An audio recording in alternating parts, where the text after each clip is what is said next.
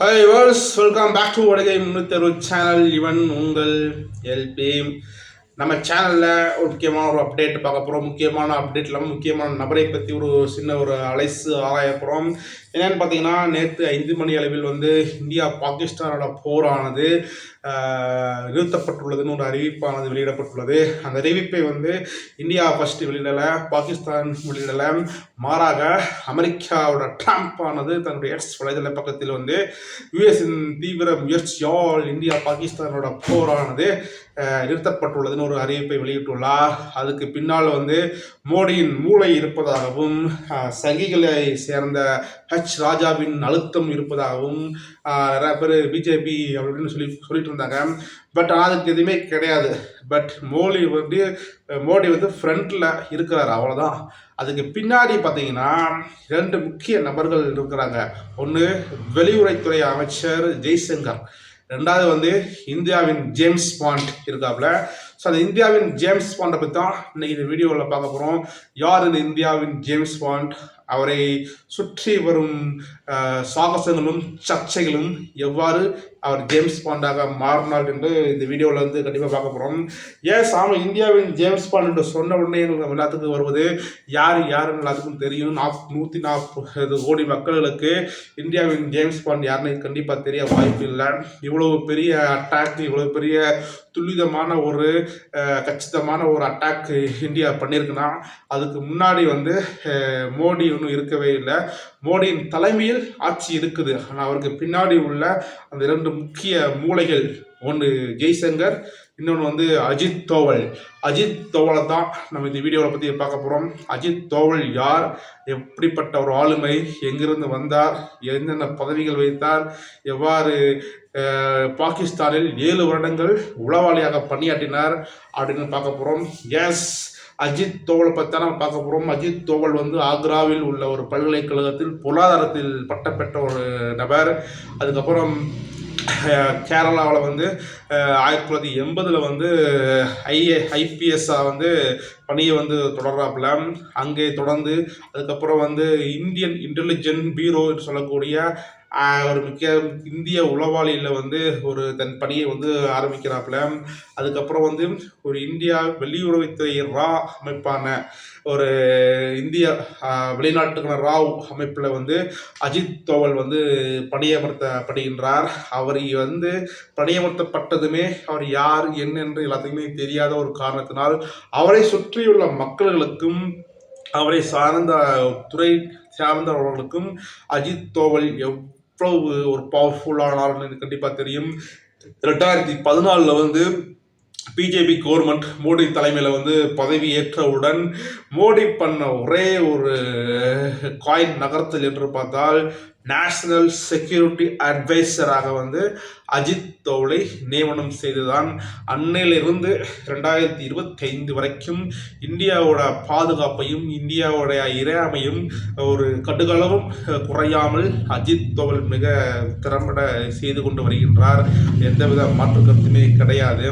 ஒரு முக்கிய ஒரு நிகழ்வுன்னு பார்த்தீங்கன்னா, கத்தார் விமான கடத்தலில் மூளையாக செயல்பட்டு மக்களை, பனை கைதிகளை விடுவித்த நபர் அஜித் தோவல். முன்னால் சொன்னால் நம்ப முடிகின்றதா?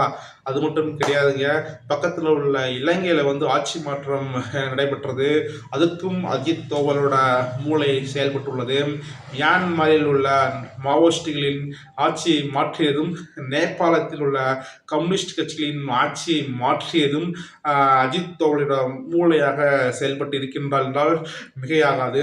அது மட்டும் கிடையாமல் ராவ் உளவாளி, அண்டர் கவர் ஏஜென்ட் என்று சொல்லக்கூடிய இந்தியாவின் மிக மிக மிக நேர்த்தியான ஒரு ஏஜென்ட், அண்டர் கவர் ஏஜென்ட் பாகிஸ்தானில் நடத்தப்பட்டது. அந்த ஏஜென்ட்ல 7 வருடங்கள் பாகிஸ்தானில் ஒரு தன்னை ஒரு முஸ்லீமாக தாடியை வளர்த்து கொண்டு ஒரு முஸ்லீமாக பிறப்பால் ஒரு முஸ்லீமாக எவ்வாறு முஸ்லீம் பிறப்பால் இருப்பார்களோ அதே போல் ஒரு முஸ்லீம் தோற்றம் கொண்டு உருதுமொழி கற்றுக்கொண்டு உருதுமொழி எழுத பழகிக்கொண்டு 7 வருடங்கள் அண்டர் கவர் ஆப்ரேஷனில் அஜித் தோவல் பாகிஸ்தானில் பணியாற்றிய நிகழ்வு சால சிறந்தது. அதோட பேஸ், அதோட கிரவுண்ட் ஒர்க்கு தான் இன்னைக்கு தீவிரவாதி எங்கே இருக்கிறான், எப்படி வருவான், எப்படி போவான், எப்படி ஆயுதம் கொண்டு வர்றான், எந்த இடத்துல பதுங்கி இருப்பான், எப்படி அட்டாக் பண்ணால் தீவிரவாதி எல்லாத்தையும் அழிக்க முடியும் என்று அந்த நுணுக்கான மூளைகள், நுணுக்கான வியூகங்களையும் வகுத்தவர் அஜித் தோவல். இன்னைக்கு இந்தியா பாகிஸ்தான்ல எல்லை தாண்டி ஒரு 9 பிளேஸ்ல அட்டாக் நடத்திருக்குன்னு சொன்னீங்கன்னா அதோட அக்யூரசி ஆஃப் த அட்டாக் முழுக்க முழுக்க அஜித் தோவல் தான் செயல்பட்டு கொடுத்துருக்குறாப்புல. மோடி முன்மொழியலாம், நான் மோடி அரசாங்கம் முன்மொழியலாம், அதுக்கு பேக்ரவுண்டில் இருந்து அட்டாக் பண்ணது எல்லாமேயோட அஜித் தோவலோட அசாதாரண காரணம் தான். இந்த பக்கம் அஜித் தோவல்னா, இந்த பக்கம் ஜெய்சங்கர். ஸோ அட்டாக் பண்ண போகிறோம், சிவிலியன்ஸ் சாக போகிறாங்க, சரௌண்டிங்கில் பாகிஸ்தான் தீவிரவாதிகள் சாக போகிறாங்க. பட் வெளியுறவுத்துறையிலேருந்து, வெளிநாடுகளிலிருந்து இந்தியாவுக்கு அழுத்தம் வந்துடக்கூடாது, இந்தியா தனிமைப்படுத்தி விடக்கூடாது என்பதற்காண்டி ரஷ்யாட்ட பேசியிருக்கிறாப்புல, சைனாட்ட பேசியிருக்கிறாப்புல, ஃப்ரான்ஸ், யூகேட்ட, லண்டன், இங்கிலாந்து பிரதமர்கிட்ட பேசியிருக்கிறாப்புல, ஃபைனலாக ட்ரம்ப்கிட்ட பேசியிருக்கிறாப்புல. இவ்வளோலாம் பேசி சமரசம் செஞ்சு தான் இந்தியா அட்டாக்குள்ளே இறங்கியிருக்கு. அப்படிலாம் நம்மளோட நியாயத்தை எடுத்து வைத்ததன் மூலமாக தான் பாகிஸ்தான் உலக வரைபடத்திலிருந்து தனிமைப்படுத்தப்பட்டுள்ளதாக நியூஸ்கள் வெளிவந்த வண்ணம் உள்ளன. கடைசியில் வேறு வழி இல்லாமல் இந்தியாவிடம் சரணடைந்து இந்தியாவோட போய் எப்படி கேட்கறது, போர் நிறுத்த வேண்டும் எப்படி சொல்றது. ஆனால் அமெரிக்காவுக்கு அழுத்தம் கொடுத்து அமெரிக்கா இந்தியாவுக்கு பேசி சமரசம் பேசிட்டு தான் இந்த 5 மணிக்கு போரானது நிறுத்தம் வந்துள்ளதாக அறிவிப்பு வெளியாகி உள்ளது. அது மட்டும் இல்லாமல் இந்த ஒரு நிகழ்வு உங்களுக்கு அஜித் தோவலோட அசாதாரண சாதனைக்கு ஒரு பறைசாட்டக்கூடிய நிகழ்வாக அமையக்கூடும். என்னன்னு பார்த்தீங்கன்னா, லாகூரில் ஒரு மசூதி இருக்குது. அந்த மசூதியில் உலகத்தில் உள்ள அனைத்து தீவிரவாதிகள் அமைப்புகளை சேர்ந்த முக்கியமான தளபதிகளும் முக்கியமான நபர்களும் வந்து செல்வது வழக்கம். அந்த மசூதியை அஜித் தோவல் கண்டறிந்து தன் அண்டர் கவர் ஏஜெண்டாக பணியாற்றும் போது அந்த மசூதிக்கு போய்கொண்டு வருவது வழக்கமாக வைத்து கொண்டுள்ளார். அதனால அந்த மசூதிக்கு போயிட்டு வரும்போது பார்த்தீங்கன்னா, ஒரு நாள் ஒரு முஸ்லீம், ஒரு 20 வயசு உள்ள ஒரு முஸ்லீம் மாணவர் அஜித் தோவலை பார்த்து, நீ ஒரு ஹிந்து தானே என்ற கேள்வியை கேட்கவும் அஜித் தோவலுக்கு ஒரு ஜெர்க்காகி விட்டது. அடப்பாவி, நம்மளை கண்டுபிடிச்சிட்டானா அப்படின்னு பயந்த தருணம் அது. இருந்தாலும் அவருக்கு உண்டான மிடுக்கான ஒரு நேர்த்தியான அண்டர் கவர் ஏஜெண்டாக பல நாடுகளில் பணியாற்றியதன் அனுபவத்தின் காரணமாக அதை வெளிக்காட்டாமல் அவரிடம் பேச்சுவார்த்தையை நடத்தி மூளை செலவை செய்து கடைசியாக அந்த முதியவர் தன் வீட்டுக்கு கூட்டு போகிறாப்புல. வீட்டுக்கு கூட்டு போயிட்டு அவரோட அலமாரை திறந்து காட்டவும் உள்ள சிவன், துர்கா சாமிலாம் இருக்குது. உடனே நீ முஸ்லீம் இந்து தானேன்னு கேட்கவும், எப்படி சொல்கிறீங்கன்னு அஜித் தோவல் கேட்கும் போது, இந்துக்கள் அனைத்துமே காதில் ஒரு ஓட்டை வச்சுருப்பாங்க, உன் காதில் ஓட்டை இருக்குது அப்படின்னு சொல்லவும், இல்லை நான் இந்துவாக இருந்தேன், பாகிஸ்தானில் முஸ்லீமாக மாறிட்டேன் அப்படின்னு சொல்கிற பதில் அவரால் ஏற்றுக்கொள்ள முடியவில்லை. இருந்தாலும் அந்த முதியவர் நானும் ஒரு ஹிந்து தான், ஸோ இங்கே என்னை கொன்று விடுவார்கள் அப்படின்னு சொல்லி என்னுடைய குடும்பத்தை அனைத்து முஸ்லீமாக மதம் மாற்றினேன் என்று சொல்றது ஒரு மிகப்பெரிய ஒரு இதாக இருந்தது. அதுக்கப்புறம் முதியவர் என்ன சொன்னார்னா, அவங்களுக்கு காதில் ஓட்டையை மறைச்சிடுங்க, இல்லைன்னா வேற யாரும் பார்த்துட்டாங்கன்னா மிகப்பெரிய ப்ராப்ளம் ஆயிரும்னு சொல்லவும், அன்னையில் இருந்தே பாகிஸ்தானோட நகர்வுகளை மிக துல்லியமாக கண்காணித்து கொண்டு இந்தியா ஏஜென்ட்டுகளுக்கும் இந்தியா இராணுவத்துக்கும் பதில்களை அனுப்பி கொண்டே உள்ளார். அதன் காரணமாகத்தான் காஷ்மீரில் உள்ள 60% தீவிரவாதிகள் கேம்பானது அழைக்கப்பட்டுள்ளது.